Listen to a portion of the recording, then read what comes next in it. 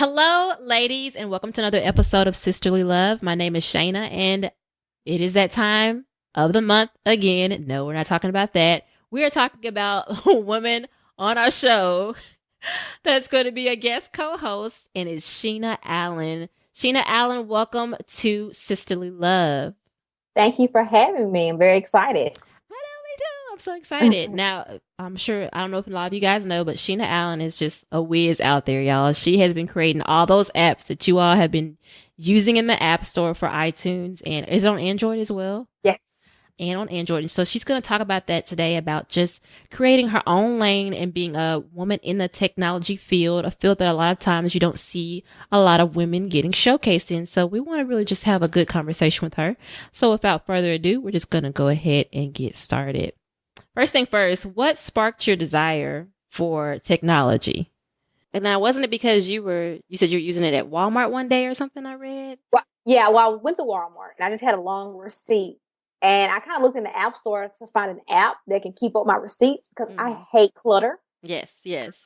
Even though my room is like super cluttered now because I'm going through 50 million like things right now. But I hate clutter. So I was like, I'm going to find an app that can keep up my receipts so I can like throw them away. And I didn't find anything really what I was looking for. So I decided I was going to create it. How hard was that to just be like, I'm going to create this app, something you've never done before? I mean, first of all, where did you get the gung-ho, which I love? Like, you know what? I'm going to create this myself. It's not out there.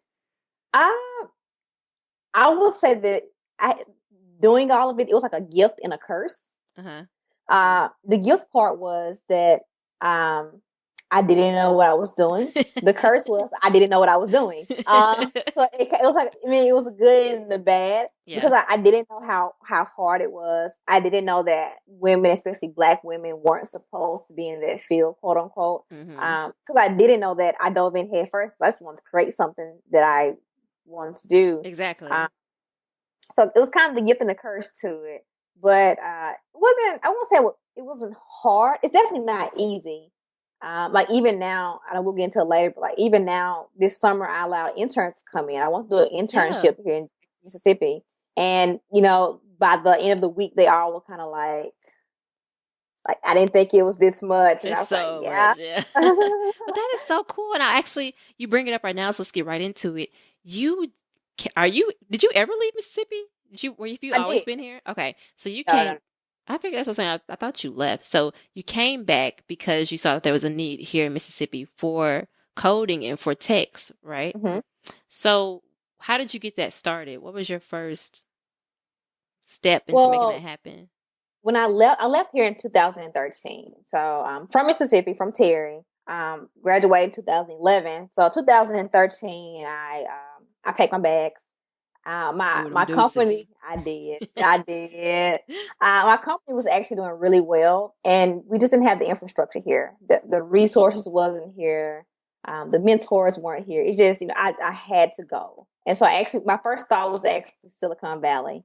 And I'll tell you, there was a big jump from Terry, Mississippi to Silicon Valley. I bet. Big jump. And I didn't stay that long, just a few months. And I actually made my way to Austin, Texas. That's where I spent my time. Austin is also a really big tech hub. And in October of 2015, I made the decision to come back home for a while. And in doing that, I actually built a team here because even if, I decide that I'm going back to the Bay Area, because, Silicon Valley is tech capital of the world, I wanted to be able to establish something here. So I came back here in October. I have a team now. I'm actually going through a fundraising round, and I have an office here now. So even if push comes to shove, and I end up going back to Silicon Valley for resource reasons, there is something that I got started here, and that was the whole point. So tell me, what was that like going out to California from Mississippi? Because just let's see, we had Rita B, a comedian on, and we were talking about having a big dream in a small town. So you actually came from a small town and you went to a big, huge city. What was that like? It's very different. It's not even just going from a small city to a large city. Like their mindset is totally different. Yeah. It was definitely just eye-opening for me. And that's why I tell people, one thing I want to do, I'm actually getting ready to start my first nonprofit. And one of the things I want to do is like get people out of like that town that they've never left or that state they've never left, because it's so much more to the world. Yeah. But it was definitely a cultural shock. It was very expensive. I So, bet. here, you can get a decent one bedroom apartment in Jackson for roughly $700, $800. Uh-huh. A decent one bedroom apartment in San Francisco is going to run you about Are $2,500. you serious? Yeah, so much, much different. Everything from the housing to the food. But like I said, it's also their mindset. Everybody out there, they're really chasing that next big thing. And it's like, I don't sleep until I get to it. And so their mindset is different. Like they're hungry, and you can tell. So you created the first app. Did it take a year or so after you had the idea for the actual one to come through? And tell everybody the Um, name of it. What's the name of that app you created? the very first app I did was a finance app, and it was called InstaFunds. It was actually called Pamo when I first released it. Name wasn't that great, but it took me about maybe like 3 or 4 months. It didn't take me too long. My second app, Words on Pics, didn't take long. It took probably about a month. But my third app, Dublin, took a while. It took about 6 months, six to Dublin. 7 months. Yeah. So what is that one about? Dublin. Dublin is a cloning application. So the screen is split in two. We're updating, so it'll be split in more than just two soon. But we've seen crazy things. I see people like play basketball against themselves. I see people like high five themselves. Some really cool Oh, so things. is it the app where people are also doing singing collages? Can they do that with it? I've seen. Well, we don't do video quite yet, but we're working on video Okay, right now. picture. Hold on. See, I'm giving the exclusive right here. Look at that. Y'all heard it first on the Sister in Love podcast. That is so cool. And yeah, I've seen Words on Pic everywhere. That is so, y'all, this is her right here, y'all. She's on the thing. That is so cool. So tell me, how does Sheena Allen Apps, like the actual company, come to be? I know okay, because some people could have just stopped it. Oh, this was good. This was successful. Like, how did it form, and why did you continue to do it? So the first app I did, it was a finance app, and I called it Pamo, and I decided I was going to do a second app. And even now I have some issues with the investors because they always say like, we want someone who has like one app who's going to really focus on that app and really build it out, and you kind of have like a portfolio of apps. But it was kind of almost meant to be that way in the beginning. And I knew I wanted the umbrella. Like I wanted the company that's going to be an umbrella, and I was going to have apps underneath it. And actually just sitting in the apartment in Hattiesburg and trying to figure out, what am I going to name this company? And I could not think of a name, so I went with Sheena Allen Apps. That's actually how it came to be. And I knew I wanted umbrella of apps. And I sometimes it is an issue when it comes to getting investors to believe what you're doing, because they really want you to focus on like one great thing. And I keep telling them the company is great. But see, that's why I don't understand, because if you are already showing success in one realm and you're just continuing to grow, I would feel like it would be more of a greater investment, because you're constantly thinking of new ways to make them money in turn. Well, that's true. But in this world, being a female and being Black, we are the least funded. The average Black female founder of a tech company is only funded $35,000. And for us that are funded over that, I think it's a very small number, maybe like 2% or maybe 0.02%. It's a very, very small number. You have to think there's like 7.2 billion people in this world, and only 15 Black women that has founded tech companies has ever raised over $1 million. So let's talk about that. I'm assuming that would be one of the difficulties or challenges you faced since the inception. Have you had any other difficulties or challenges? A lot of it is the issue of diversity in tech. I won't say it's an issue. I'm definitely the type of person that, there's a lot of talk about it. And I don't know if it's a Southern thing, or maybe because I've been around like my grandparents, but now I've always been taught like you don't talk about it. If you talk about it, but let your actions speak louder than, the words. Yeah. So there's a lot of talk about it. I think it is important to start, with the conversation, but my focus is just to prove that I don't really care about that. You're either going to fund me or you're not, but I'm going to find a way to get it done. So, have you come across issues because one, you are a woman, and two, you are black in the tech world? Do you see that, feel like sometimes you get looked over or looked at differently? And how have you been able to counteract that if you have experienced that? First time in Silicon Valley, I'll never forget. 2013. There was I went to an event at Google on Google's campus. It was called Google Ventures, and David Sachs spoke. He had just sold Yammer for like $1.2 billion to Microsoft. Crazy. Right. And I didn't know what to expect because once again, I was from Mississippi and I was taking this chance on going to Silicon Valley. And I walk in and I was the only black female there. That was my first eye opener because I didn't understand before then how rare it was to be a black woman in tech. And that was my eye opener.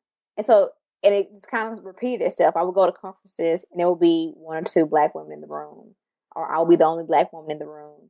And you do get, and I tell people all the time, you get those looks.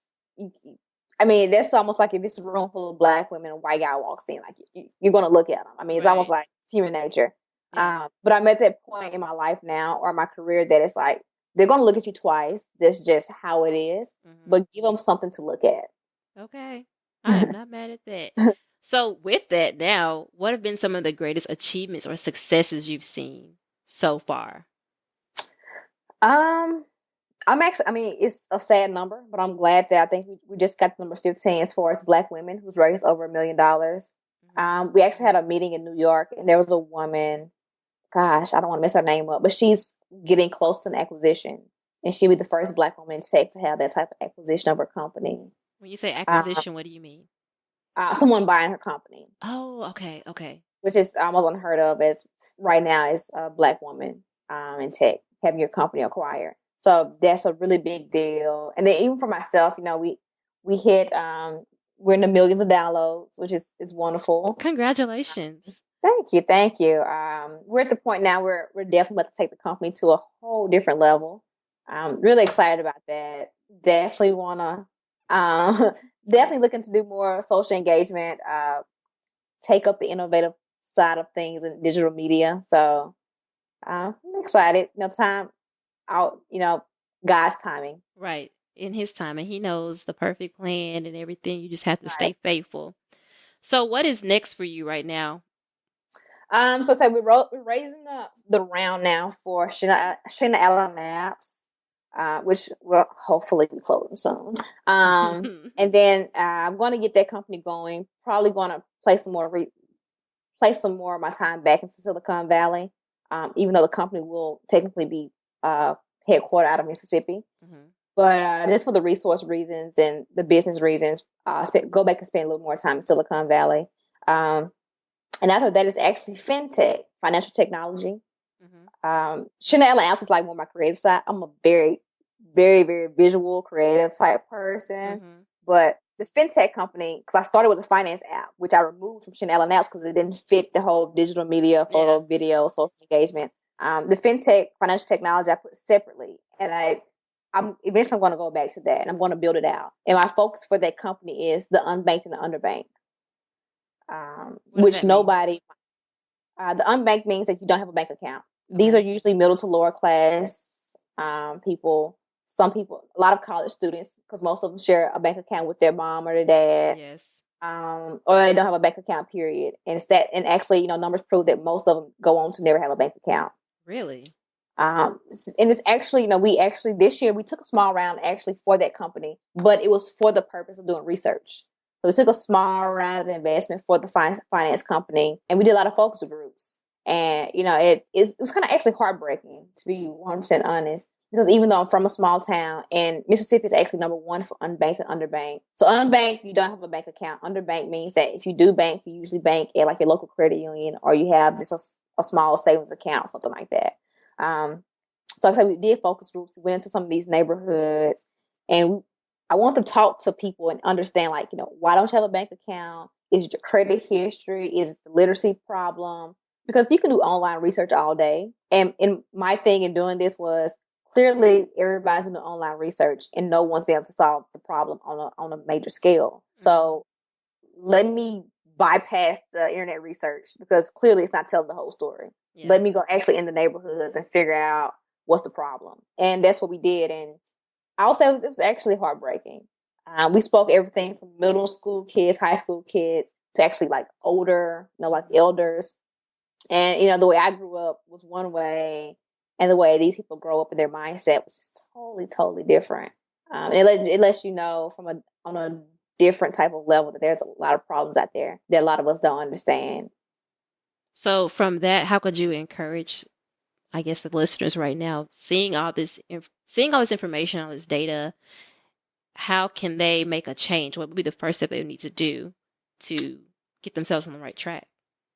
Definitely. I think it all starts with literacy. And that's where, people say, well, you also got to create jobs, better jobs for these people. And I tell them, you can create better jobs all day. And that's great. We need more jobs. I'm not discrediting that anyway. But it's almost like you giving somebody a great job, but you still didn't give them it. You didn't teach them anything. It's the same way when you give $1 million to that kid at the hood who made it to the NBA, and then you're wondering why he's broke in a few years. Like, you didn't give him an education piece to it. You just gave him some money. Like, I can give you a job, but the first thing you do with your paycheck is go buy a Louis Vuitton purse. Like, you didn't learn anything. I didn't learn anything. So the literacy part is really big. I do encourage people to definitely get more into literacy. That's like the core of the whole project that we're doing, because in talking to especially like the younger kids, when we did these focus groups, there were kids who it was generational. So they didn't want a bank account because, their mom never had a bank account and the grandma never had a bank account. And I would say, no, would you get a bank account? And most of them, of course, they would say no. Because now you get to see the generational mindset. And, I would say, well, why wouldn't you get a bank account? And, I've had kids tell me, oh, it's because, I watch the news and banks get robbed. And they let you know right there, they've never heard of the FDIC. They don't understand the way it works. So in their mindset, I'm never going to get a bank account because somebody's going to rob it and take my money. But that goes back to literacy. That goes back to not understanding how it works. And you really can't blame them, because I don't care if we're talking about finance. I don't care whatever we're talking about. It's hard to blame somebody for something they don't know. And they were never put in a position to learn it. You have to really be hungry to learn it, those types of things. And there's a rare breed that's willing to do that when their mindset, their culture is totally different. So will your app, in a way, help educate, or will that be something that your company ties in with the app once it's completed, kind of giving some education? Yeah, our core component all the way across the board is the first step is literacy. It's educating people. It's everything from your credit to how these cash and check places are sharks. Because that's what they're doing. I mean, but it's horrible. I remember speaking to an elderly lady, and she talked about how she takes her Social Security, check, and she has to pay the neighbor to take her to get the check cashed. And of course, they're taking their percentage off, the check, and she has to pay her niece or nephew to drive around and pay her bills, or to go pay her bills. And by the time she's done, she's working with like $50 for the whole month. Why are her niece and nephew charging her to get her? That's a whole nother story. We're not going to even get into that. Okay, you guys, don't treat your family like that. Come on now. But just listening to you, I didn't know you were doing all that. That's just amazing how and I can sense the passion because you had so much knowledge and you were just talking about everything that's going on. So I'm excited. You got to let us know, when is that coming out? When is that app? Do you have something? Well, we're actually starting with college kids. So we're going to set up a college tour starting actually in the fall. And we started with college kids mainly because a lot of them, especially in the areas where there's a high population of unbanked and underbanked individuals, the kids that go to college, more than likely, they're going to be a first or second generation college student. More than likely, their mom didn't go, their dad didn't go, their grandparents didn't go. And those are what you consider your innovators or your early adopters. And so it's important to get to them because now they can encourage their mom. All right, we're going to tie in a way to also get them banked, also get their parents banked. And now they can influence their little brother or their little sister. So it's very important to get to them because they have that influence. Like, they're the person that made it, quote unquote, because they did go to college. It's like their first generation, second generation. So we're starting with college kids and we're doing a college tour first. And then we're going to branch out from there. Okay. So switching gears real quick, because of everything you're doing, and like again, we said, creating a lane for yourself, How do you encourage those young girls that are listening or want to know, hey, I have a passion for technology. I want to do this. How do I get started? Or what are some barriers I may have to face? Or how can I push through this and really go towards my goal? Um, I know it's so cliche, but you just got to do it. And I tell people all the time, the first step is the hardest and it's the scariest, but it's the most rewarding.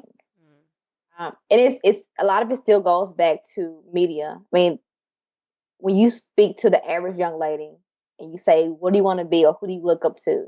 You get Beyonce, Yeah. you get Minaj. I even have girls tell me they want to be strippers, Instagram models. I know that sounds crazy, but I'm telling you, this generation, That's all they yes, see. that's what they see. And so a lot of it still goes back to exposure. You know, people like, yes, I might make Black Enterprise, but what average 12 to 13-year-old is reading Black Enterprise, just to be honest. But they're on Instagram all day. So it also goes back to the culture of what we're glorifying and what we're actually putting on the forefront. But I would say it's a very, very interesting field. You get to change the world. Like that's something that nothing can compare to. Like you have the ability through technology, through innovation, through your mind to change the world or at least impact somebody, and nothing beats that. So there are definitely options. Going to school for it, majoring in computer science, computer engineering. There are courses if you're younger and you're not in college. There are numerous courses, even for free, that you can do. There's Code Academy. Um, iTunes actually just released. They're going to do courses for Swift, which is a language to develop apps in that you can sign up for. There are definitely more programs they're doing around here. Even in Jackson, bigger cities have even more programs. There's programs like Black Girls Code. So there's a lot of different programs, a lot of different opportunities that are becoming available. And I'd suggest if you're interested to definitely take advantage of them.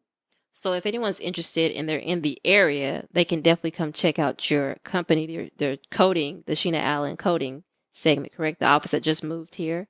Yeah, so we're gonna actually this summer we did interns. So but we're gonna definitely start having like networking nights or coding nights and different things like that. Okay.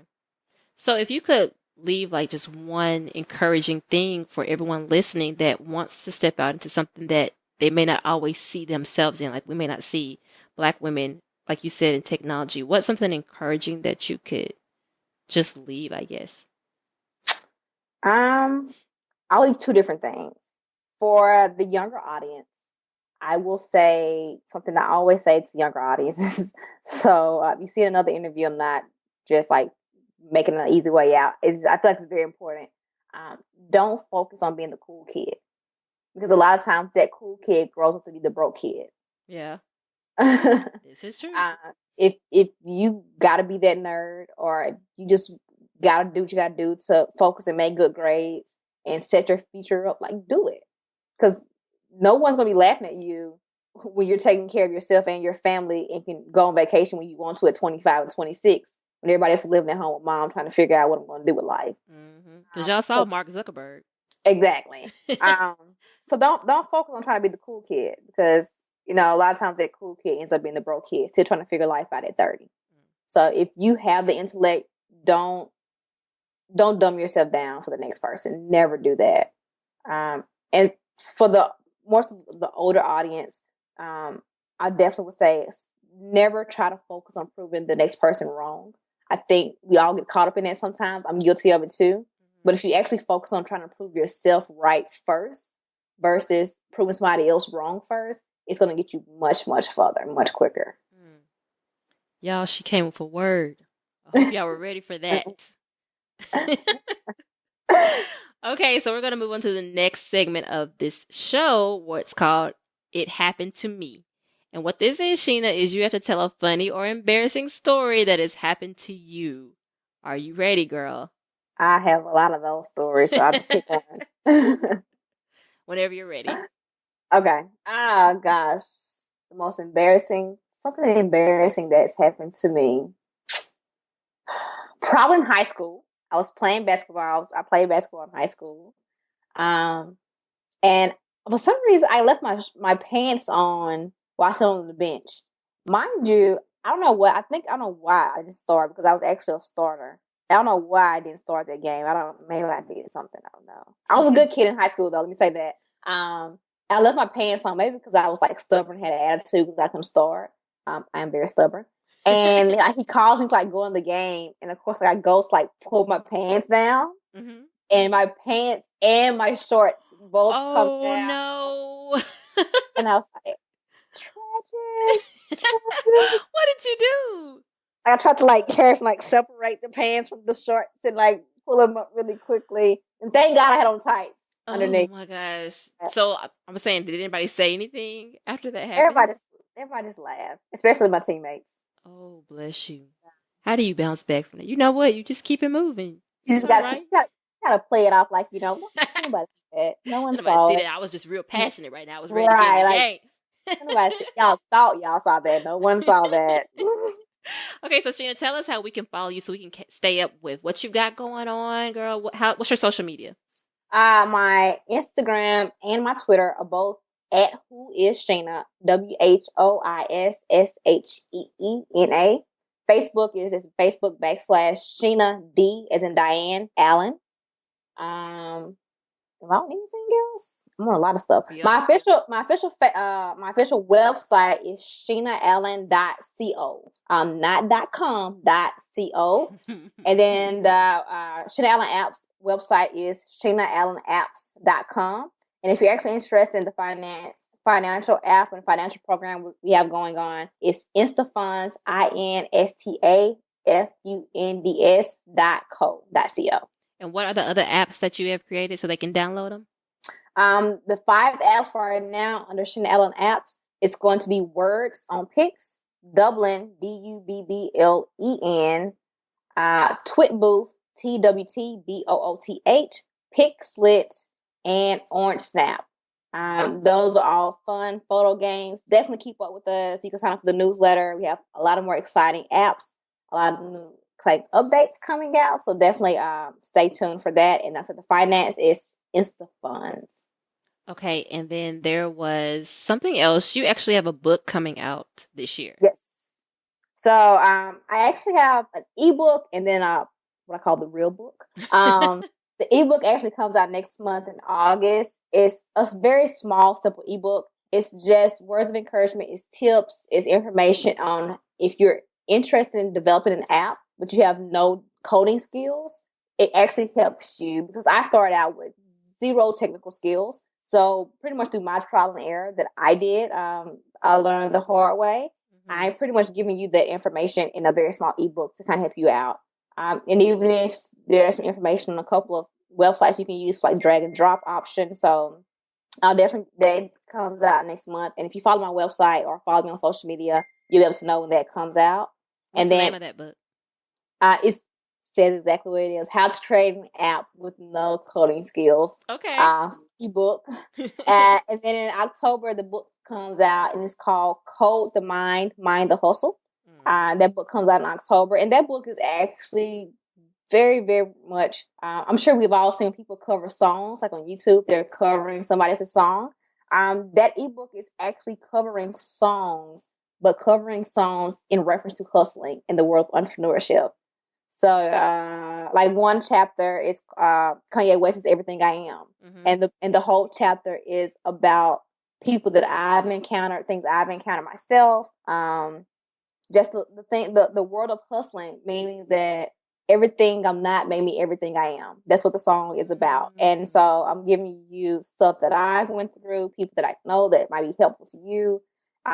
Breaking down the songs, but in reference to hustling in the world of entrepreneurship. That is so cool, girl.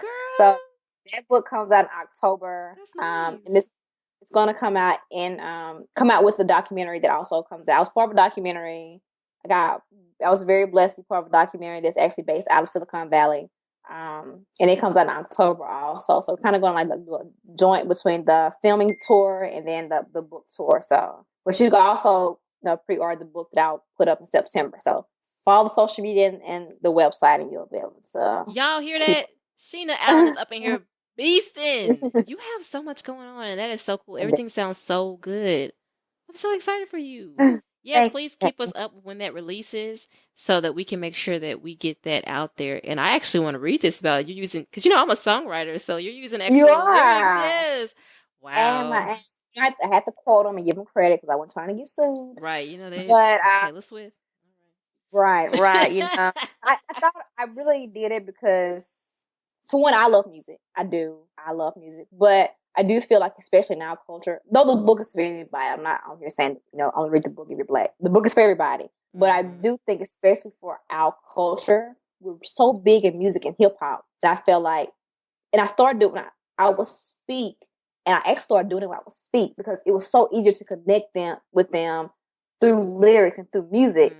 And I said, if I can get even younger people to read this book, because it is about music and it is about hustle, then if I can reach them that way, then that's how I'm going to reach them. Awesome. Well, Sheena, again, thank you so much for being on the show. You all, Candace will be back next week. But if you guys want to keep up with what's going on our show, you can follow us on Twitter, Sisterly Love Pod, Facebook, we're a Sisterly Love Podcast. And until next week, you guys. Have a great one, guys.